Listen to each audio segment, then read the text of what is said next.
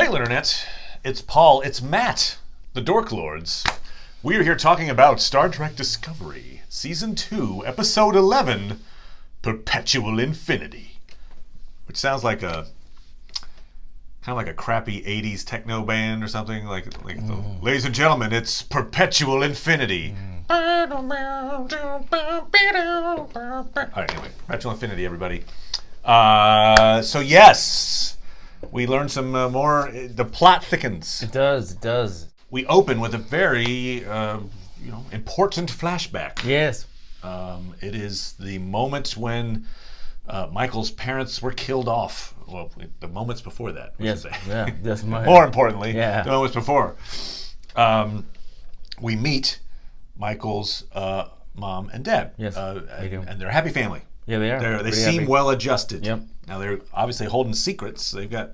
Yeah. But they are. Yeah. It's not affecting the family life. Nope, not at all. Nope. See, little Michael's there, just interested in that supernova there, and giving all the facts to the family. Yep. Yeah, about supernovas.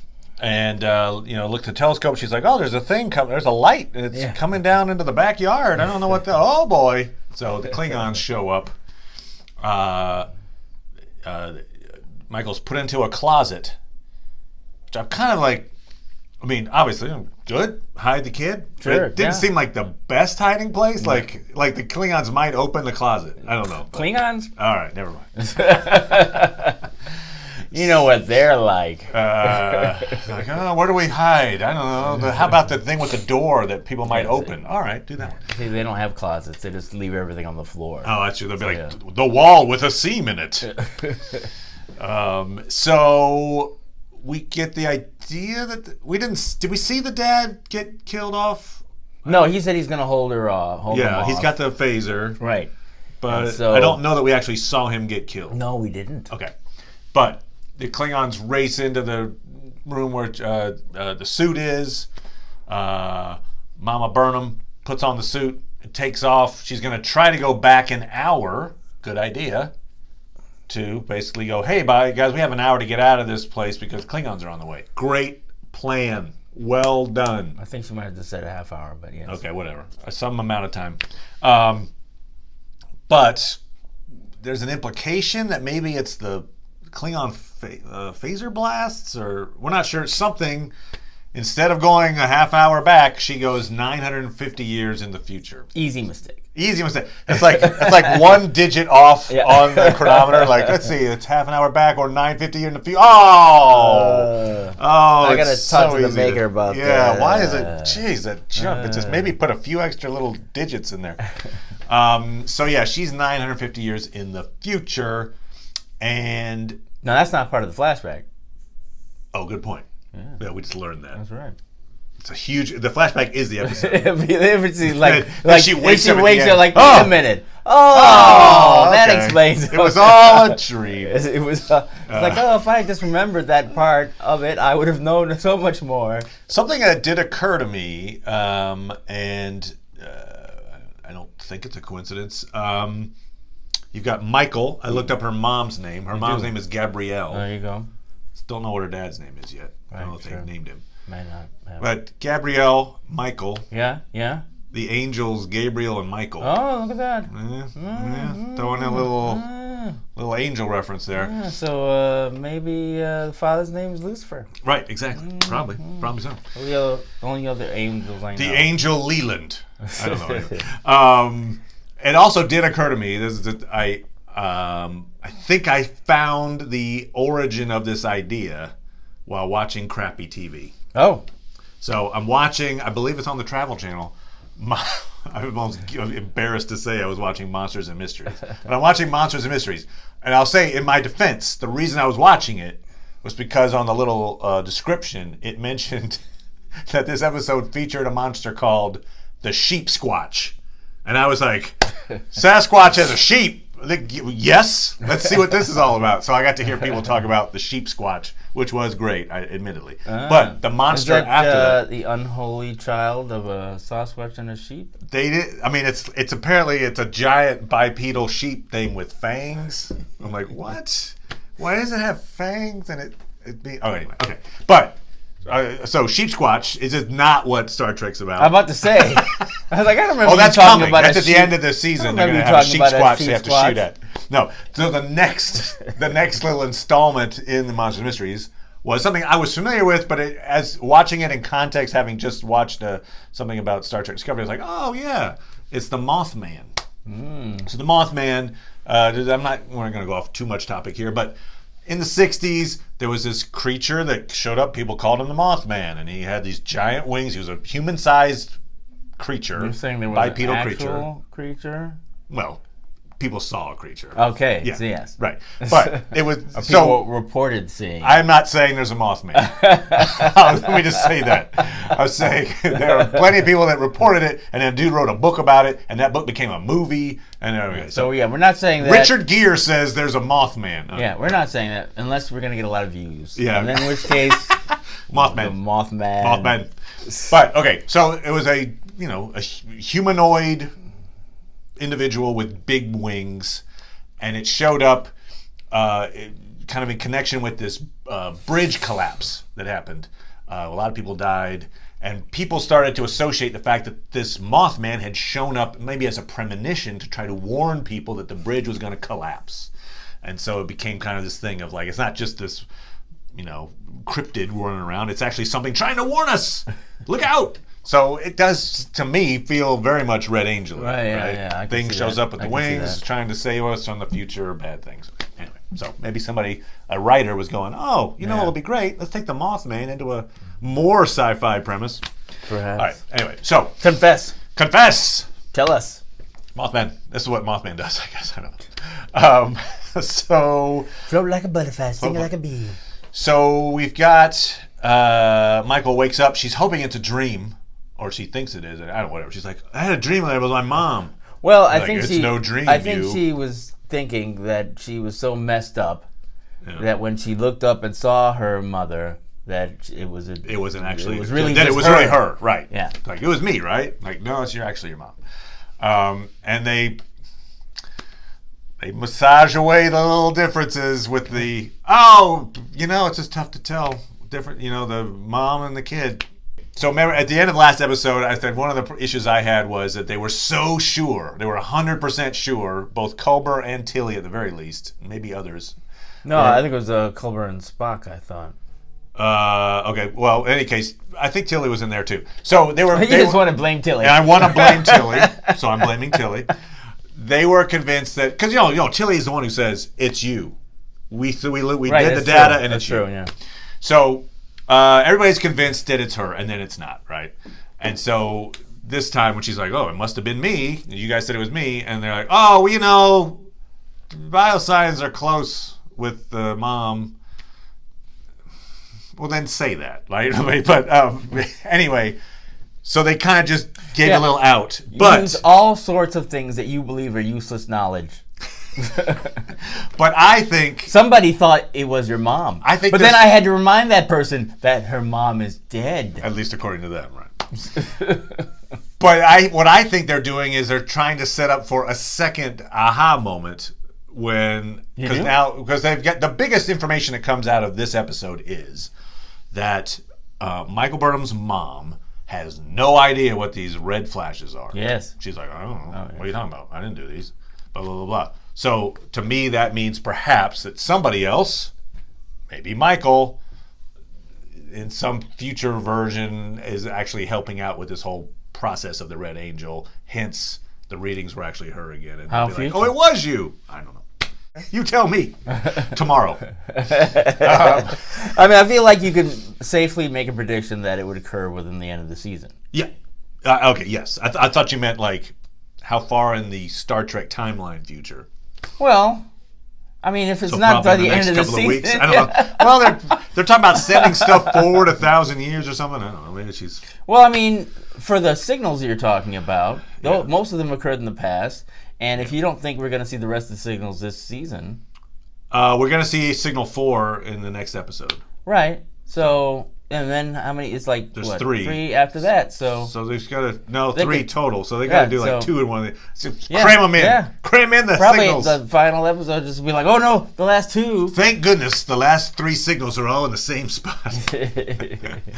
But well, they don't need it. They got sport drive. So I'm just thinking that maybe that will be this thing of like Michael was involved with the suit. After all, that's why the readings were saying her. Anyway, but so they've kind of said for now, like, nope, it was just close to your mom, so it wasn't you. It was never you. Okay. So she wants to see her mom.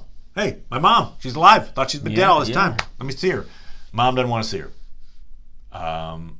And it's interesting. Like she being Michael, it seems just like incredulous that Captain Pike would honor the mom's request. I don't think that's what she was thinking. I thought she was very defiant about it. She is very defiant. What? But she didn't make any personal attacks or question his lot. It's just like her making the case. She understands that, he might do it, but I think she's so desperate to see her mom. I thought she just seemed not only desperate, but shocked that she wouldn't be allowed to. Yes. That's my point. Yes. It's like she assumed that Pike would be like, actually, your mom said don't see her, but come on with me. No. Let's go down together. I think she's shocked that her mother wouldn't want to see her. I think that's the shock. She's just like, what? I've got to give her a piece of my mind. You're going to assist me in that, aren't you, Captain? It's for all these good reasons. Like, I understand her more. Yes. Better than anyone. It has nothing to do with the fact that I haven't seen her and thought she was dead. Just want to talk to her about things. That's right. Life in general. So Pike goes to visit with our Burnham's mom, and she makes a kind of a little cryptic comment to him about like, oh yeah, well, your future is not so great. Yep. Like, oh, so she's been seeing all these people's futures. We also hear later on where she finally does talk to Michael, and she says, oh yeah, I've seen you die hundreds of times. That's why I don't want to have this talk right now, because I've gone through the pain of losing you so many times that I just can't deal with it anymore. So I'm just going to deal with the bigger problem, and that'll fix your problem. Yay! So get out of my way. That's kind of her mindset, at least for most of the episode. But yeah, so she kind of alludes to the fact that she knows, almost certainly knows, that Pike ends up in this crappy wheelchair thing, and doesn't tell him. No, of course not. Could have warned him about it, maybe. Guess what? When you had time when you could have pushed the button, don't push the button. Why? Wait, you don't want him to operate his little, like... Oh, not that button. Car? I thought you meant whatever button that gets him into the wheelchair. Ask for better insurance. I don't know if they have insurance. Okay, so meanwhile, we've got Leland, who we were wondering if he had died or not. We kind of feeling he probably wasn't dead. He's not dead. Somehow the control, our malicious computer, has put him into a chair. I'm not sure how it did that, but whatever. Maybe it had little drones that like. He wakes up tied up in a chair. Oh yeah. And I'm like, where did that come from? Yeah, the little drones did that, I would assume. Okay. Why not? All right, sure. I don't know. It just seemed a little. He's kind of a heavy they can dude. Stick in his neck, Yeah, right. Now there is some. He gets basically. This is the first time we see that Control takes over a person.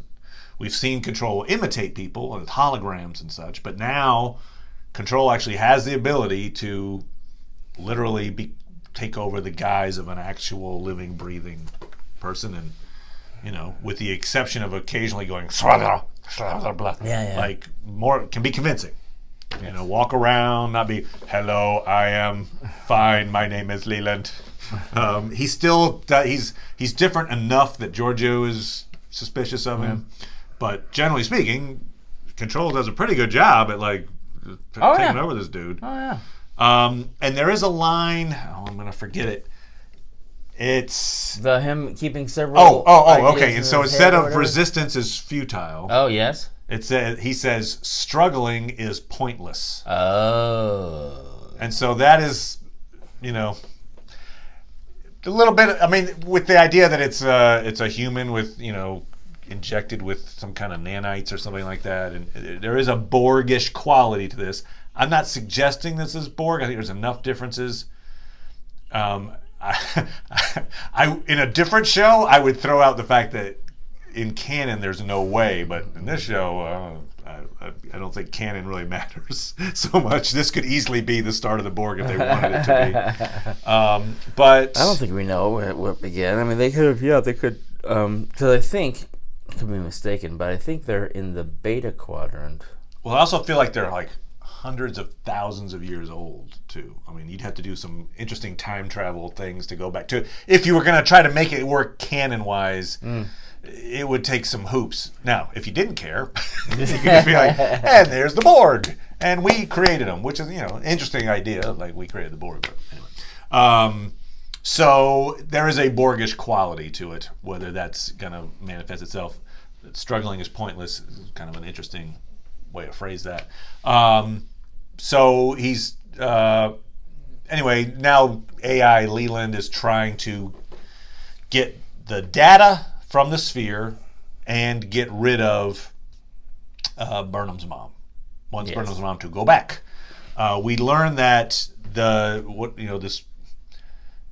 anchor she's got 950 years in the future is constantly pulling her back. Yes. And so in their attempts to keep her here, it's causing like these massive vibrations because the pressure to zip her back is building. And they're going to eventually lose that battle. Yep. And she's eventually they got like an hour or two before she goes whoop whoop, and like a little yo-yo gets pulled back to 950 years in the future. Like Curly. So they had to act fast. First, she's unconscious for a while. They wake her up. They have the conversation. Eventually, she does talk to Michael. One of the revelations during that bit is she says, "Yeah, I've been there for all of your moments growing up. I was there when you were reading Alice in Wonderland by yourself in your room. I was there when Spock was showing you how to do Vulcan hand signals." And this made Matt want to get diagrams to see how. I admit that I am way too involved in how for a show that's like magic. Fine, but it is like, well, how? What is she? It's obviously not the suit, right? She wasn't standing in the corner in the Red Angel suit, looking at Michael, going, "Hi, don't pay no attention to me. You just keep reading." I mean, so she's viewing her remotely, maybe? Yeah, why not? Why not? Why not, Matt? Why not? I think the suit, has way more powers than were the original design of this thing seems to be. It's like, oh, put a time crystal in, we can travel in time. Oh, and by the way, we can take a whole church full of people from Earth in World War III and move them, light years across the galaxy to some others. How did that happen? Like, did she take each person one at a time? Wormhole. Then take the church? Okay. I don't like. She's one person in a suit. The suit is okay. I don't know. Anyway, I'd like to know, but I get it. I probably won't. Maybe. How did she stop all the weapons on Kaminar from going off at one time? The suit does awesome stuff. The suit is basically omnipotent. It is. It's a great suit. It's the Infinity Gauntlet of the Star Trek universe. So that you just acted just fine. It's true. I'm like, Infinity Gauntlet. That makes sense. There's a time gem. There's a lot. Well, yeah. It's called time gem. Right. Duh. It's not like time. It's not a time crystal. No. Now, if there was a soul gem in here, then it would totally make sense. All right. So, damn it. It hurts because it's true. So Michael. So anyway, she's been seeing Michael's life, and there was this big moment of like, oh wow, you were there all that time watching me. When you were running away from the creature I was there. Yes. Like I couldn't apparently do anything. I couldn't shoot it with that laser beam I've got. Someone else come along to save you. So we learned that she could talk to Spock. She could communicate with Spock because Spock is half human, half Vulcan, and he's dyslexic, and apparently his dyslexia helps him understand her strange time paradox experience. I'm a little like, I don't know, like, your condition makes you good for me talking to you from time, I don't know. Just felt like I wasn't a big fan of that, but so be it. Ableist. So I liked Spock in this episode. I thought he did a good job. Now that he's more like less crazy. Yes. And just like, hi. Yes. I'm Spockish. I liked it. Yeah, it was certainly nice for him to really even more let go of his resentment towards his sister. Yes, he comes pretty close to apologizing, if not quite apologizing. Right. So there's that. He offers to play her in another game of chess. They sit down to play chess at the end of the episode. Presumably to scheme and plan and, come up with how are we going to... Here's a crazy idea. What if we put those beacons... Yeah, I mean, I assume that's what's happening, right? You brought up a great point, which was kind of slipped in. It's one point where Burnham's mom is talking to Giorgio, and she says something like, you wouldn't have a plan to steal this suit, would you? Because it's DNA encoded to me, so it wouldn't do you any good anyway. Assuming she's telling the truth. Right. That means that there's really only one other person. I guess two people. Nope, even one. No, because I was like, the husband doesn't have her DNA. There's only one other person. Yeah, we hope not. Let's hope not. Yikes, that was a weird story angle. There's only one other person that could then they'd be allowed to use the suit, and that would be Michael Burnham. So I feel like the red flashes are going to be Michael Burnham doing something to assist. Now, it occurred to me, I was like, why, if Michael Burnham's mom's been going back and seeing her daughter die hundreds of times, she knows about Pike's eventual problems. She knows about Giorgio sacrificing herself several times, which surprises Giorgio. It's like, I don't do that. He's like, oh yes, you do. You love my daughter. Yeah. Yes. Why didn't she then see what was happening here? Like, how did she not know? Oh, I'm going to get captured, and when Leland comes in, he's going to try to blow stuff up. I guess the idea is that maybe this is the first time it's happening? Yeah, I would think that. And, too, it's like, that crazy Spock, he just might let her die. Because she's now jumped 841 times, I believe, is how many time jumps she's had. I was a little confused, too. I went back. I think her base of operations is actually that new Elysium, the new Eden place, like in the distant future, when no one's actually there. I think you might be right. So that's her anchor, and that's where she keeps going back to when she gets, after her 841 jumps. But it just was a little. I was like, wait, you seem to be omniscient and stuff. Like, A, why didn't you know about this trap? B, why didn't you know about the red? You would think she would, even if she didn't cause them, that she would know about the red flashes. She's been showing up in proximity to them. Well, maybe it's the other way around. In terms of the red flashes occur because they know that she's going to appear at those places. There. Yeah. Okay, but didn't she see? Maybe she didn't see the red flashes. Yeah. Maybe they disappeared before she arrived. Go back. Or the other way. Okay. So yes, she just wasn't looking in that. She's direction. not completely omniscient. How about that? There you go. So there's this whole thing about the Control is trying to get this data, not data, the android, and is thwarted in that effort. At some point, Ash Tyler's going to do it, and then he's like, "No, I get the idea. This is bad. We need to destroy this data from the sphere." Yes. So they being the Discovery, tries to destroy the data, but they can't. The data is now encrypted itself. Yes. Which I'm like, if it's encrypting itself, does that also mean it's unreadable? Are they now unable to access it? In which case, it's kind of useless to anybody. But well, I don't know. I mean, a lot of funny, weird things were happening there. I was listening to another broadcast about that particular episode, and the whole transfer thing.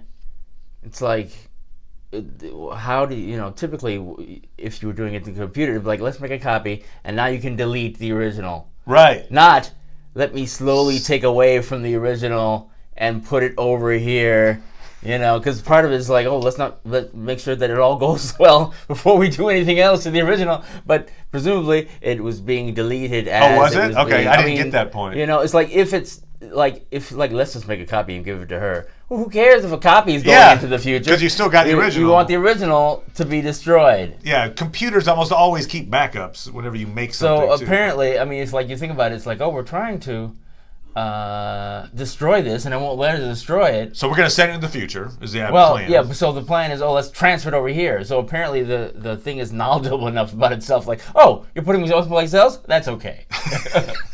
Yeah. I'll destroy myself over here or erase myself as I'm putting myself someplace else. This is a very smart file.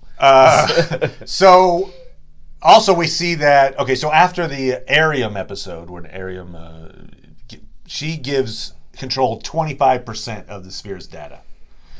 In this episode, the Sphere now gets 54% of whatever the upload was. Right. So, at the very least, Control has 54% of the Sphere's data. And I would argue that it's probably more than that. Because if you take the 25%, is it the exact same? It might be. It could be, but it also could not be.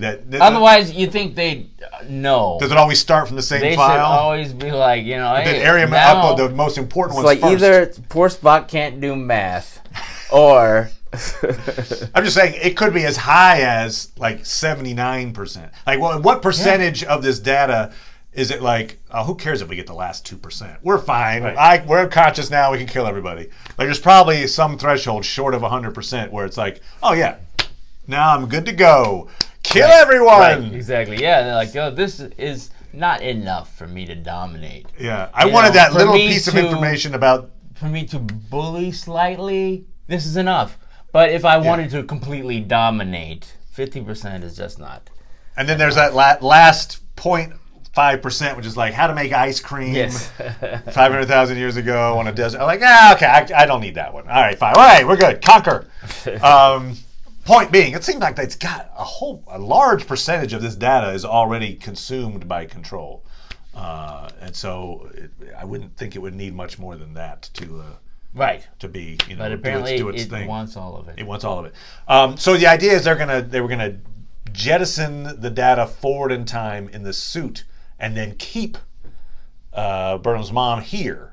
So it would just be a suit. Yep. Up in the future, and it would be in perpetual infinity. Yeah, and she was not especially happy with that because it's like, wait, no one's there to protect it. No one's monitoring the suit.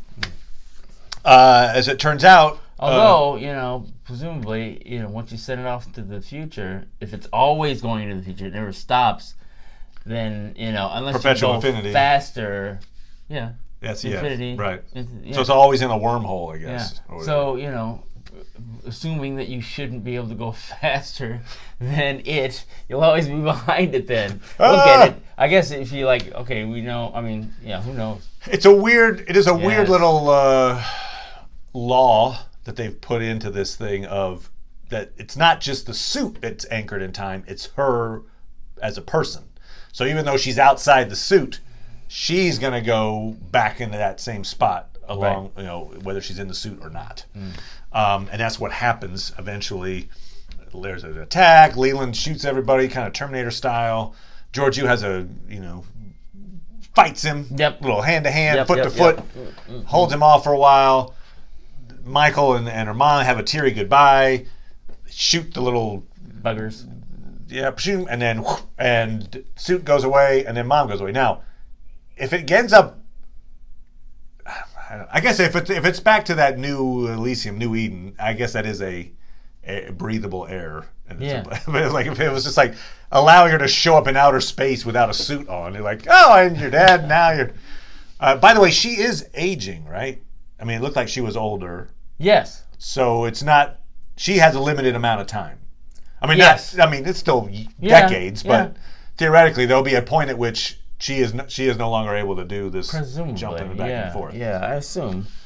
Because even when she jumps back in time, she's not. It's not like the Umbrella Academy. She doesn't get younger Right. and become a kid when she goes back. Correct. She's like No. So she's Right, because it's quite a long time she's going in past. Yeah. So. Yeah.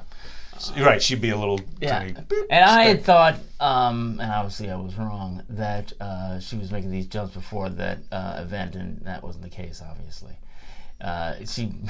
They attack, and she's like, "Oh crap! I better Get out of here!" And so she does.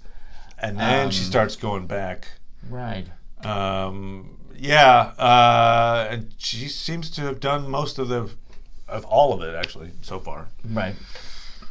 Although that would be interesting if she hadn't done one, it would have already happened, and we could have gone, oh, well, that was like Michael. But anyway,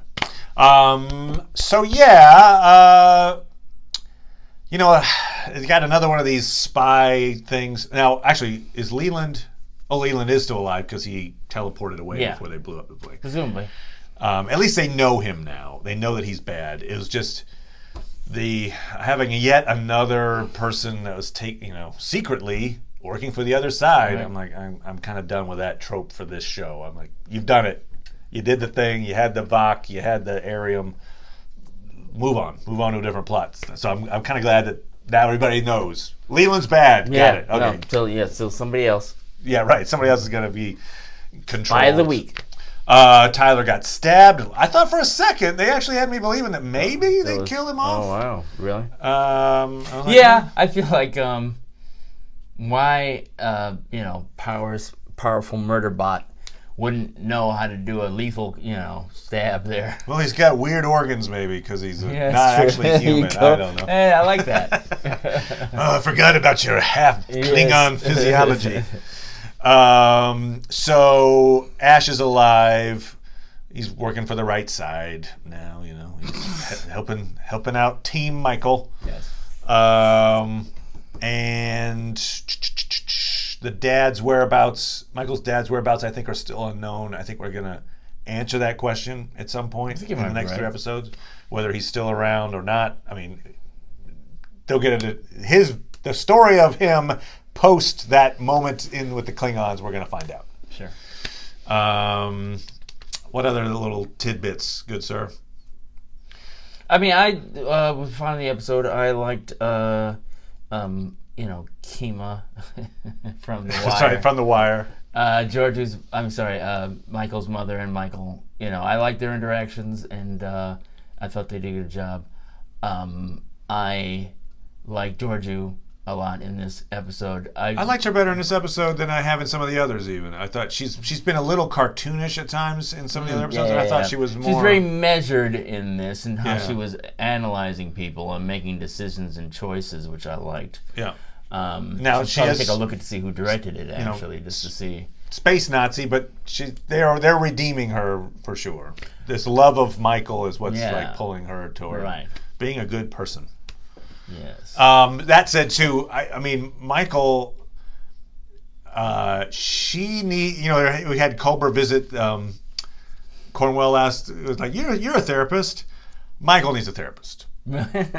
Michael is like, each week is brought to sobbing tears from some horrible emotional trauma on a regular basis. I just feel like she might be the healthiest person on the ship, actually. You think she's 'cause always she's releasing expressing, it? oh yeah, Spock keeps it all balled up, but not her. I'm Let's like, rip. You get one of those a season or something. You're like, oh my god, but she's like, I mean, I'm not saying it's not warranted. She seems to have a lot of really traumatic things that are coming her way, but man, she is not well adjusted. Or she is just that's a weird way to put it. Yeah, it is. She's just very sad, very I don't know. I wouldn't think she's emotionally healthy. I'll put it that way. Wow. Let's get her into some talk therapy. Figure something out. Maybe put her on some medication. She's not enjoying being a hero of a series. Let's put it that way. She doesn't realize that she's the hero of a series. Woo! Woo! I can do anything I want. Hey, my parents dead. Yeah, At least I'm the star. Woo! Yeah. So she needs to relish that. And just go on a killing spree. All right. Anyway, any other final thoughts, sir? That is episode 11. We will be back for episode 12, and I believe next week we may be talking about Twilight Zone. I think it's coming out. Yeah. First, I think they're releasing 2 April episodes Fools at once. with I think Command on John Air. So that's cool. Anyway, we'll talk about it, and we will see you next time, everybody. Bye now.